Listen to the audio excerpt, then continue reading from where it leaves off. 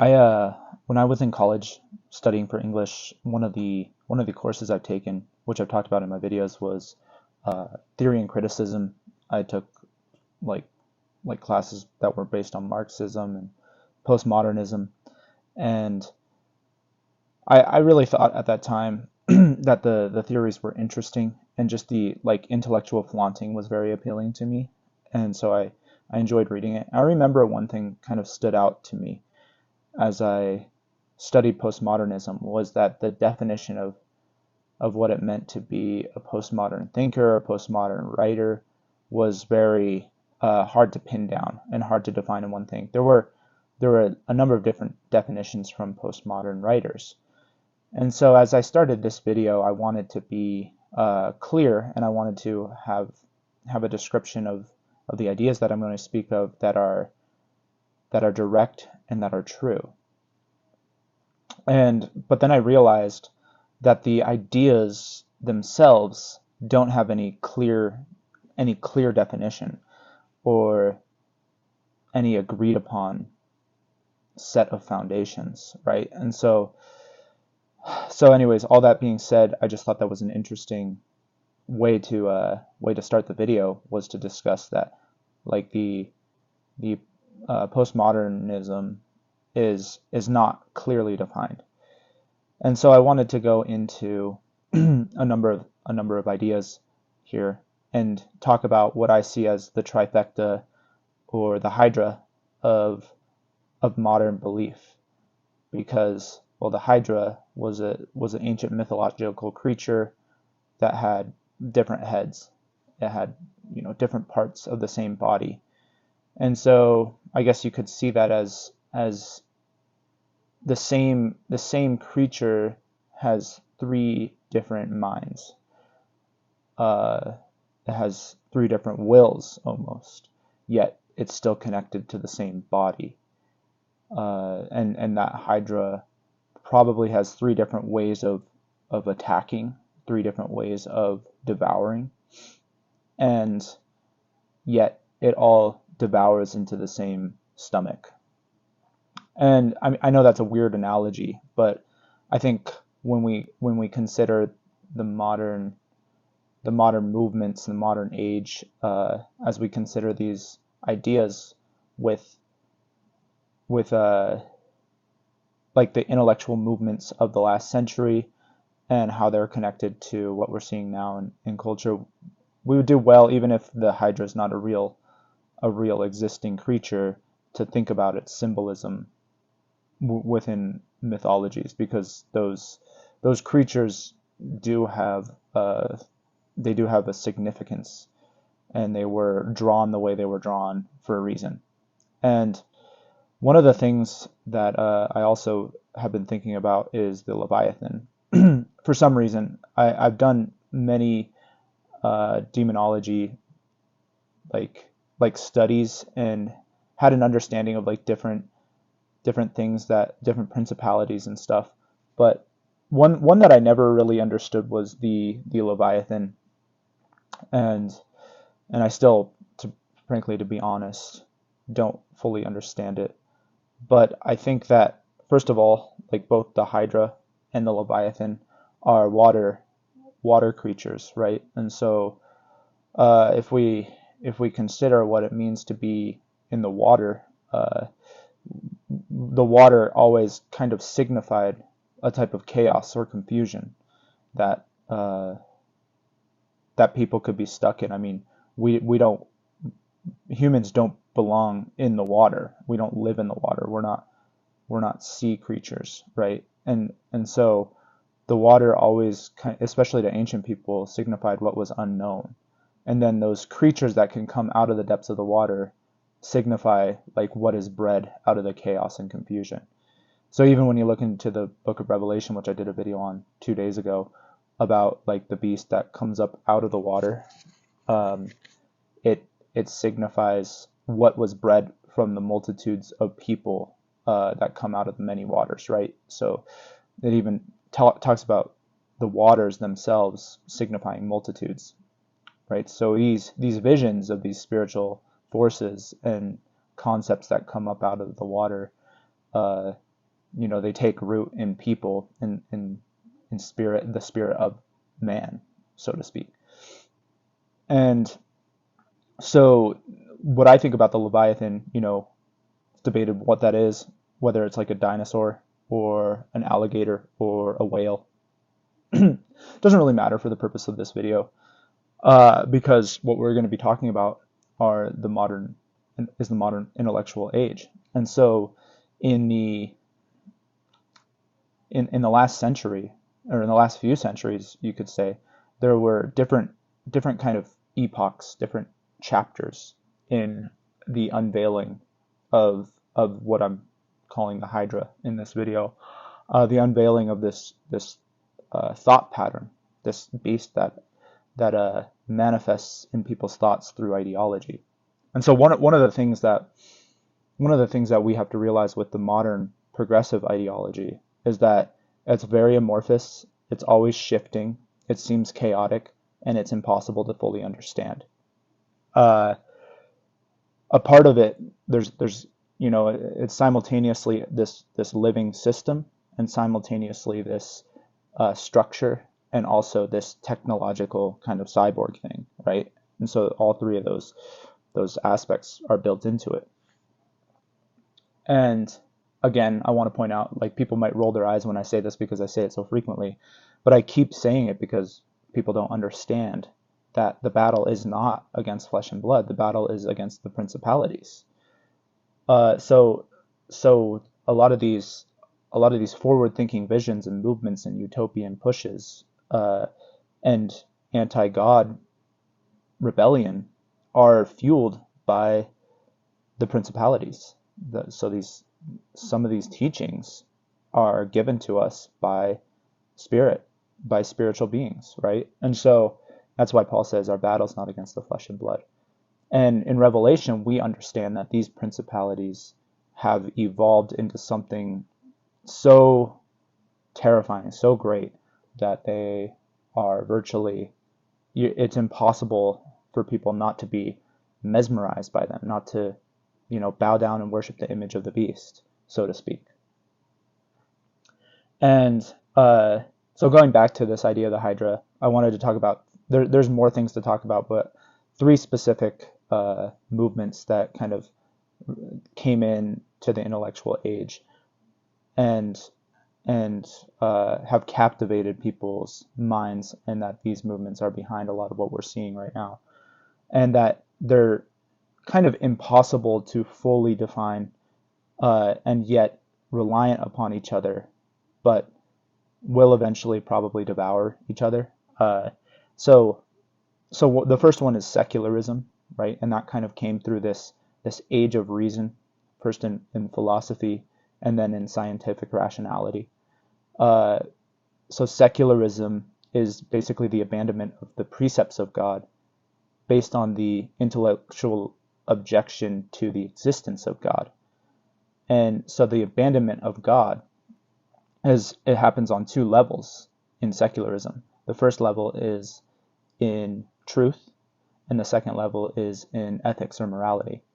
And so always you have to remember with secularism is that it's going to come under the umbrella of leaving God behind due to intellect alone, but it's always going to be connected to man's heart disposition before God, and the abandonment of God based on our own sin and our own spiritual alienation from God.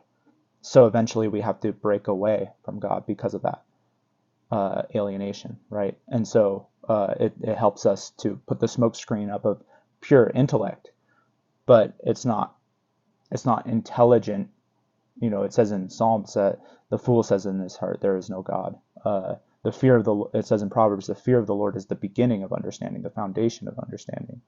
And so even in the West, and in America more specifically, a lot of our foundations were built on the precepts of the fear of the Lord, right? Understanding both that there's a God who's sovereign and that there's people who aren't sovereign and there's people who are fallible. Those both went into the framework, the ethos of the foundations of the West for the most part.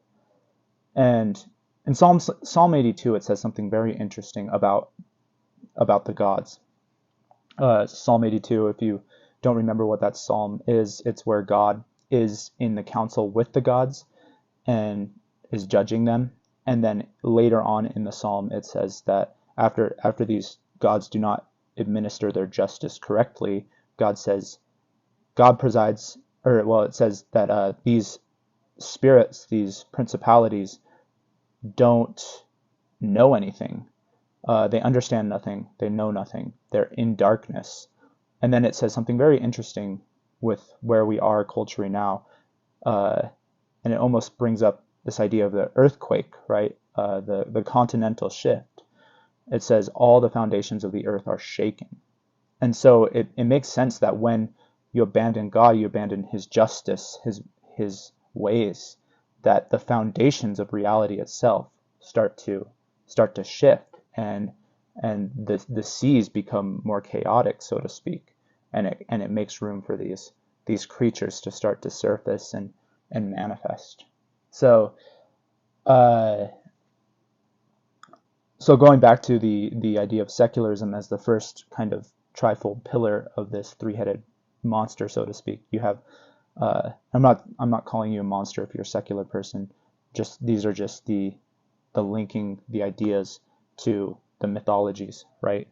But I think there's some reality in this. The second one would be, I mean, there's more than three, but I'm going to just use these three as an example.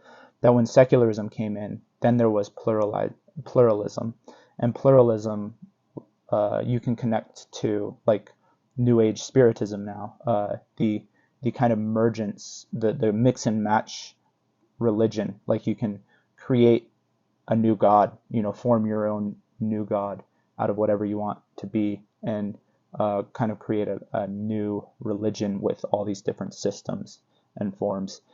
So you can have a little bit of secularism, you can have a little bit of Christianity, a little bit of Buddhism, a little bit of Islam, and put them all together. And then all of a sudden, because you have all of these, the best of all these worlds, you have the superior religion. So it almost it elevates the individual subjective belief at the highest possible place to believe in this God that is higher than all the other gods, because this God is all incorporating, you might say, incorporating all the aspects of all the other religions and then blocking out all the negative of all the other religions. So, but then what it does is something that goes against reason, right? It says that you cannot hold any one standard higher or lower than another, because that would be seen as discrimination and a breach in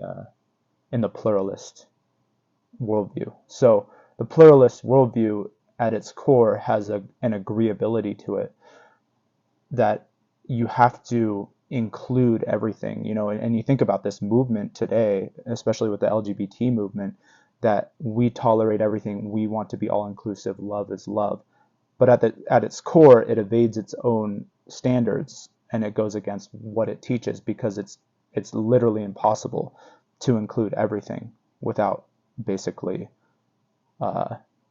combusting, exploding. You can't hold that much truth and that much lie simultaneously within the same body without the body becoming sick and being destroyed. Lastly, the one that I wanted to talk about in this would be privatization. And again, with all of these definitions of these systems, I'm not going to get them probably exactly to your preference, but the way I see privatization is the pushing away of one perspective that counters the perspective of the mass, right? And so it's going to push and intimidate and bully and paralyze and subjugate, marginalize, whatever word you want to use to push into a corner that thing which threatens its structure, which threatens the body of the hydra. So you can see that with Christians, like the message of the gospel is seen as offensive, as hate speech, as we have to shut down, we have to flag that speech, we have to take your video off YouTube if you talk about abortion or whatever it is. That's all a part of the privatization system. So at the core, especially the last two, end up really going together and forming this totalitarianism. Of course, with secularism, you had the abandonment of God, and with that abandonment, you also had to have the departure from things of the spirit. And so with that lack of spirit, there was an emptiness in people. So the pluralization and the New Ageism had to be incorporated to return in some ways to some sort of spiritual purpose or meaning. Yet within all the contradictions and people pointing out the contradictions, there had to be the privatization aspect of that. Yeah, and then I wanted to tie this all up with talking about the book of Ecclesiastes and really kind of the value of a simplistic approach to understanding and diagnosing the problems and the patterns, because of the chaos and the shifting principle, the tossing up of the waters, so to speak. It becomes very paralyzing, or maybe that's not the right word. It becomes fearful to try to oppose this monster because it's so large, and or even to understand what it is, that we'll often end up just marveling at it. But according to King Solomon, he says that there's nothing new under the sun. Everything that is has been before. And so when you're looking at the things under the sun, you look at them as taking place in the world God created, but also having a spiritual dimension to them, and an agenda, of course. We think about everything that's going on, that there is an agenda behind it, and that's why there's all these conspiracies attached to it, is because it evades human understanding, because many of the ideas, many of the movements are being seeded by the principalities. But we remember, since there's nothing new under the sun, we're still incorporated as a believer into the body of Christ, and that in him we have victory even over the hydra. We have victory over the things, the dark powers of the age, because Jesus Christ triumphed over them. And when he was on the cross, he wore that crown. He wore the crown of thorns, and he had the sign above him that read to all the languages of the world at that time, "Here is Jesus, King of the Jews." And so in that moment, he drew all nations to himself. And so Jesus, even though these powers, these principalities are very intimidating, we know that Jesus had victory over them, and he defeated death, which is what these systems want to drag us down into, is to drag us down into their waters from where they came, right? So anyways, I'm going to end it there. That's just what I was thinking about today. Hope this was helpful for you. Thanks.